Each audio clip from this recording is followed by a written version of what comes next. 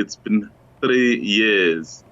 And remember, this commission was initially scheduled to last only 6 months, Desiree. But I think before it could even start, the Deputy Chief Justice, who's the chairperson of the commission, approached the courts saying the amount of work that needs to be undertaken is so enormous, so 6 months wouldn't be sufficient. And then it was extended by, I think, something like a year or even 18 months. Yes, 18 months. But still, since then, we've had a number of extensions because the work was so much that you simply could not fit anything or everything in terms of what you wanted to achieve. Even now, 3 years later, you'd remember August 2018, 21, that is when it started. And then August 2021 on the 12th. So that's when it's ended. So as the judge did say, it may not have ended because there could still be applications. But of course, all of that signaled the possibility of a very huge story that was developing. Even as we conclude the evidence, we are not done yet. I think one of the key witnesses the commission would have wanted to have,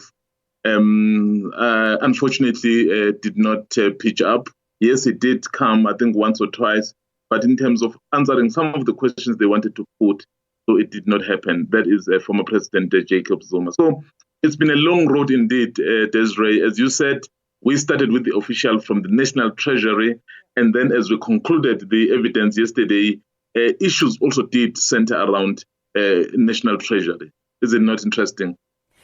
Mzwai, do we know why former President Jacob Zuma would rather go to jail than go to the State Capture Commission?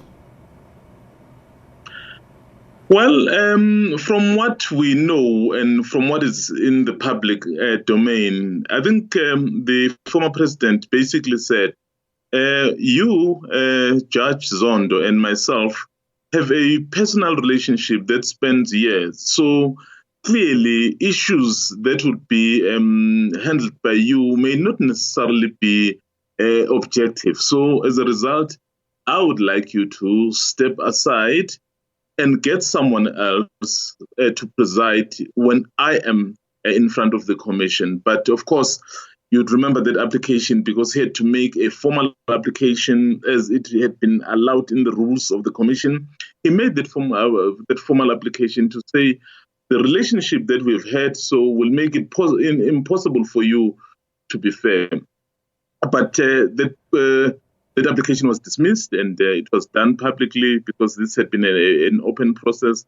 And then after that was dismissed, I think the former president made it clear that, well, if it means he would have to go to jail for not going to jail, for not go to the commission because he doesn't trust Judge Zondo, so be it. So basically, it would seem that was the issue that really forced the former president not to go to the commission. Perhaps, obviously, not knowing some of the intricacies, it would have been interesting to see if Judge Zondo had recused himself, how things would have panned out. But that is the official line. That is what is in the public domain that was communicated. That because Zondo refused to recuse himself, then Zuma said, I'm not coming before him. You're talking about former President Jacob Zuma, and yesterday the commission, supposedly was supposed to rep, but now we learned that it isn't going to, with the sitting president. Both of them have been deputies of deputy presidents, and have also been presidents of the African National Congress. In terms of the sitting president, whenever he appeared, he came through with the top six, with some of the senior members of the African National Congress. And whenever former President Jacob Zuma appeared, he came through with people within the party who were perceived to be supporting him. Were we going to get different views from the one president to the other in terms of their perception of whether state capture took place in South Africa or not? Well, Desiree, it's an interesting situation. Interestingly, both presidents, the current and former, have expressed their views very publicly of what they think of the state capture. I remember a lecture that former President Zuma delivered at Walter Cecil University in Umtata, where he was speaking to students, I think it was SASCO students, and then he posed these questions to say to them, what is the state capture? Because as far as he was concerned, when you talk about state, Desiree, you're talking about basically three arms. You're talking judiciary, you're talking legislature, and of course, you're talking the executive.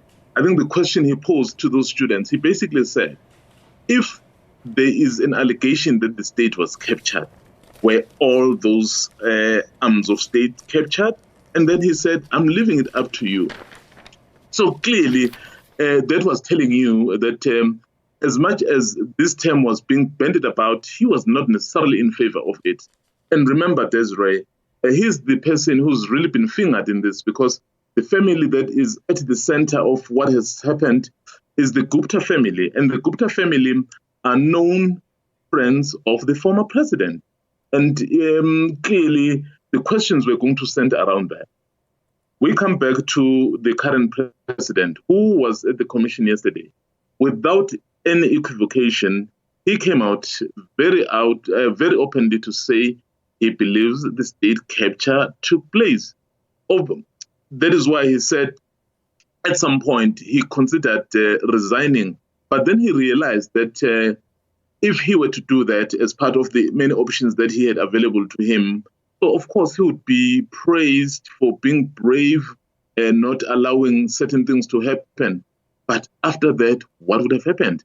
Politically, who would have been finished? Yes, he would have gotten praise that he's done the right thing, but after that, it's done.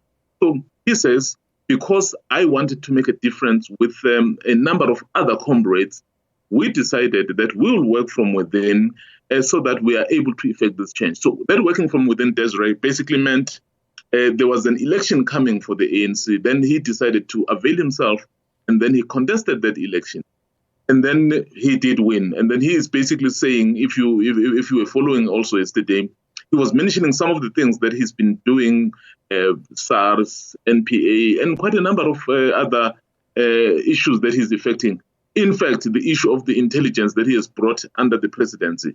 So he says those are vindicating him why he decided to stay on. But back to your question, in simple terms, it would appear that the former president is not going along in terms of the state capture having existed, but of course the current president firmly believes it did take place. Well, so many witnesses coming through in terms of the protagonists for you, Mzwai, who made an impact on you and which way did they sway you?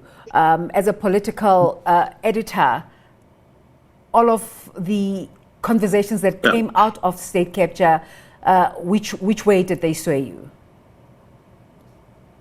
Well, personally, I was not swayed by any, because remember, I really have to be very dispassionate. I really have to look at what is being said by various parties. I mean, you know, there's a danger in you then tending to believe one aspect over the other, because, well, someone may have put it better, yet the one who put it badly has better facts. So I think personally, I just looked at the scale of what was happening and then said, so how could some of the things that really took place be allowed to happen?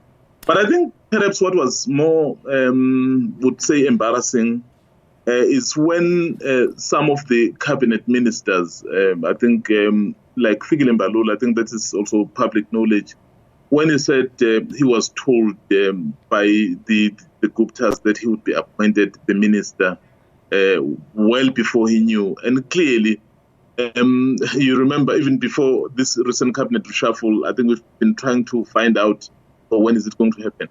You know, that role is the prerogative of the head of state. And him or her alone, whoever is the head of state. So, which means if you were to know who is to be appointed next, clearly the thing may have been shared with someone else.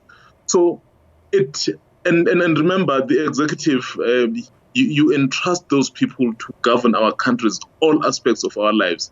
But then if you hear from a private individual having some knowledge really that is supposed to be known by only certain people, it does worry. That's why I'm saying again, Desiree, the fact that the former president did not give his version, so it's really a difficulty because we would have known, as much as now that he didn't rebut some of the things that were said. I guess Judge Zondo may then put weight on those issues. But if he would have had the opportunity to state his case, I think we would be in a much better situation. Remember, many of the things that were being said, so the fingers were pointing at him.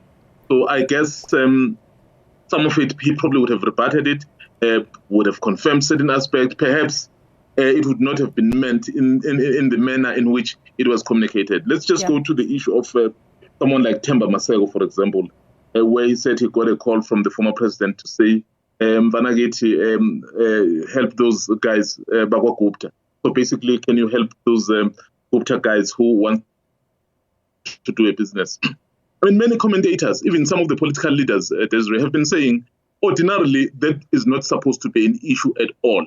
So, but with no one rebutting it or even explaining it, so it could be taken perhaps as something that had been meant to influence in a particular way. All right. So that's why I'm saying I think the commission will find out what it will produce. Yes. I have to let you go, but just a quick one, and I know you've already spoken about this on previous shows. A quick summation of the president's evidence at the Zondo Commission. I just missed you a bit there. If you can repeat, Desiree. I was saying just a quick summation of the President Cyril Ramaphosa's time at the State Capture Commission in the past 2 days. Oh, well, it's been a very interesting situation. I think as much as he did say there were some of the things that he tried to do as part of preventing state capture, but I think the general feeling is that he may not have shed more light insofar as what the commission needed to know. And I remember when when some of the advocates were doing the most talking, because he didn't really would give beyond perhaps saying, I wasn't aware, I did not know. So as much as in terms of symbolism as head of state, showing that, yes, everyone is equal before the law, everyone when it's called must come and account, that is, I guess, a plus. But in terms of the actual substance of some of the things that many of the people expected, I don't think a lot came out there. Mzwandile Mbeje is the political editor for SABC News, and thank you so much for your time.